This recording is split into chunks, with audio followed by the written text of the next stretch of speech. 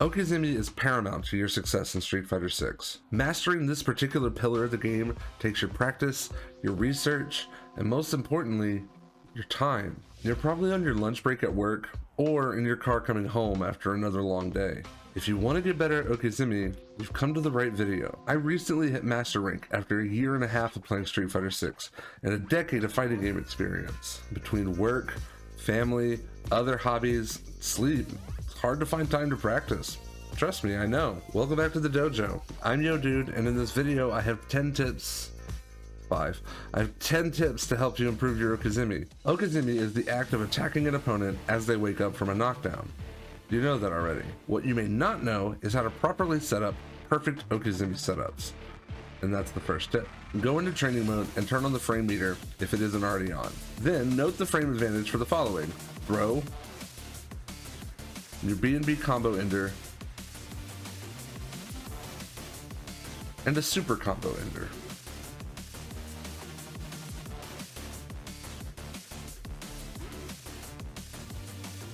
Then note the total frames for the following: chin, jumps, your slow normals, and your fastest button. Lastly, record a meaty attack for Okizeme. You'll need to start up in all active frames.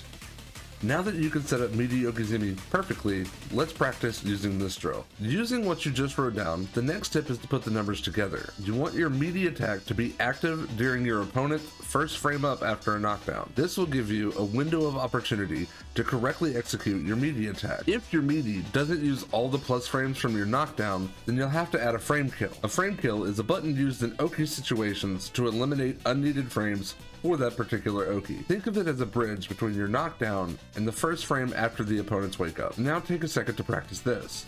In training, restore the default settings and turn the frame meter back on. Throw the dummy and set up your Okizeme using the formula from before. Looking at the frame meter after pressing your meaty button will notify you if your timing is correct. If you see a gap in the yellow, then your attack isn't meaty and your Oki isn't tight enough. If your meaty attack whiffs, then you're too early.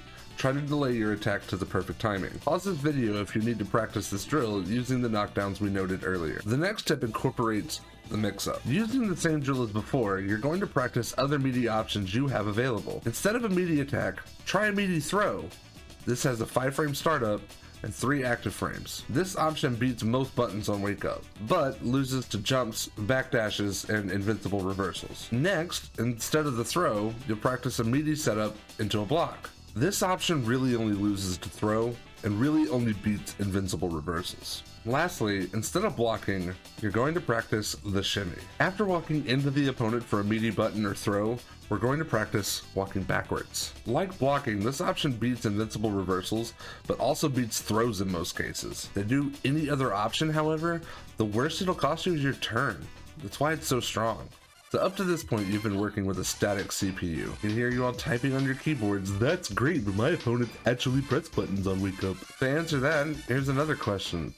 Have you considered making them scared to do so? Okizeme is much more than a meaty setup. It's a mind game to keep your opponent guessing. The question isn't, what should you do on your opponent's wake up? No, it's, what will the opponent want to do on waking up?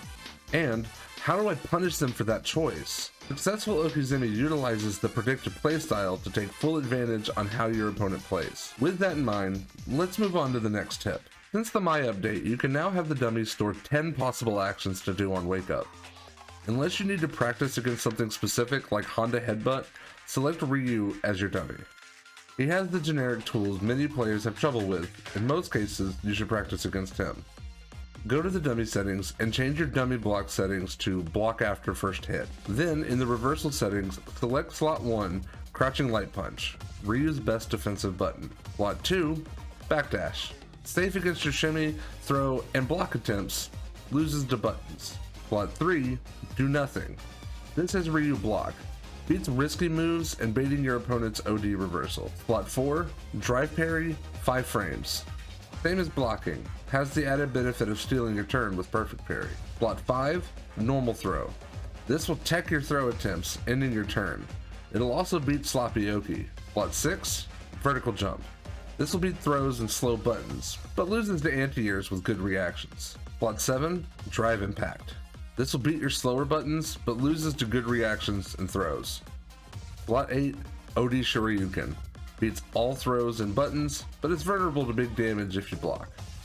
Slot 9. Shin Hashigeki. Ryu's level 2 travels a good distance to beat meaty fireballs. And slot 10. Shin Shoryuken. Like slot 8, but leaves Ryu wide open for a punish if you block.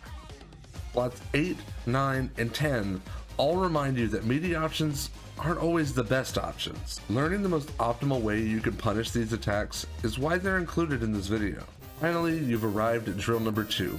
If you're still here, why not consider subscribing? My content is designed to help people like you with a lack of time in the day to master this beautiful game. So, if you find yourself loving this game enough to seek out my help on YouTube, why not subscribe? Or join my Discord, where a community of 50 plus are eager to meet new friends and help you get better. So your second drill is plug and play. Start by turning on one wake up option from the list we made earlier, and then attempt your Okizeme again. Then plug in as many wake up options as you think are relevant, one at a time to your Oki. Take notes if your Oki was successful or not.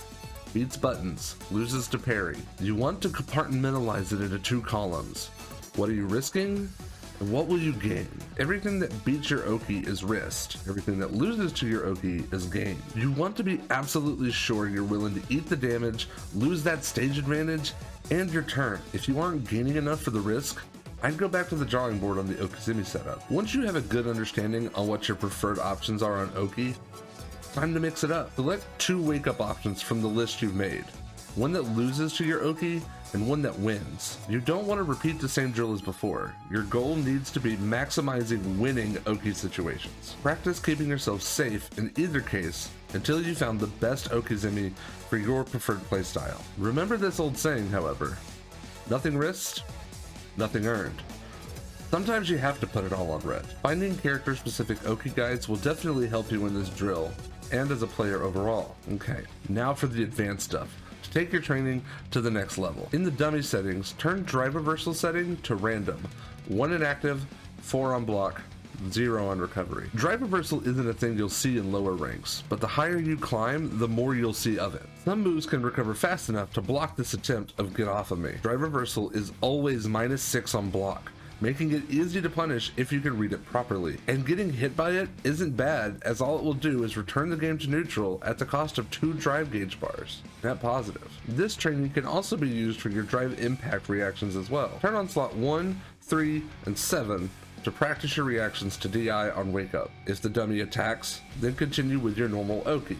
If the dummy blocks, revert back to a safer block string. If the dummy DIs, you'll have to react fast enough to either cancel your normal into a DI or reversal DI. Be sure that you turn off the drive reversal setting when practicing this way. Additionally, this training can also help you practice for block reversals. Slot 1, crouching light punch. Slot 2, do nothing. Slot 3, jump. Slot 4, OD Shoryuken, and slot 5, drive impact. Put the dummy on slot 1 and 3 and practice the Oki like normal. Now that the dummy has options after blocking, you can learn to apply pressure after blocked Oki. Setting the dummy to reversal after blocking slots 1, 2, and 4 will teach you to delay buttons. Setting slots 2, 3, and 5 will teach you to react against any wild escape attempts. To decrease randomness, you can turn off slot 2 to guarantee the dummy performs an action on block. Mastering Oki will take time, especially if you have obligations outside of the game. Your life should always come first. This is a game, and a game should be enjoyed. It would be a good idea to find a reputable Okizeme guide for your character as well to complement this video. You should also consider joining that character's Discord server too. It takes a village. It takes mentors, friendly rivals, support from all sides, and time to perfect your playstyle. Like a martial art, it's easy to pick up, but it's impossible to truly master. That's why this channel is called a dojo. We strive to get better and help others get better as well. We want to be that village for you. If you're this far in the video, I know you're hungry to get better. Why not subscribe? Join the Dojo Club Discord if you're looking to get serious about leveling up. You'll be in good company. At the end of the day, Okizeme is just one minuscule part of the whole that is Street Fighter, or fighting games in general. I hope this video helps you on your journey. If it's the only one of mine that you watch, hope you find that village. The community will always be ready to support you. Just remember, it takes your time. It takes effort.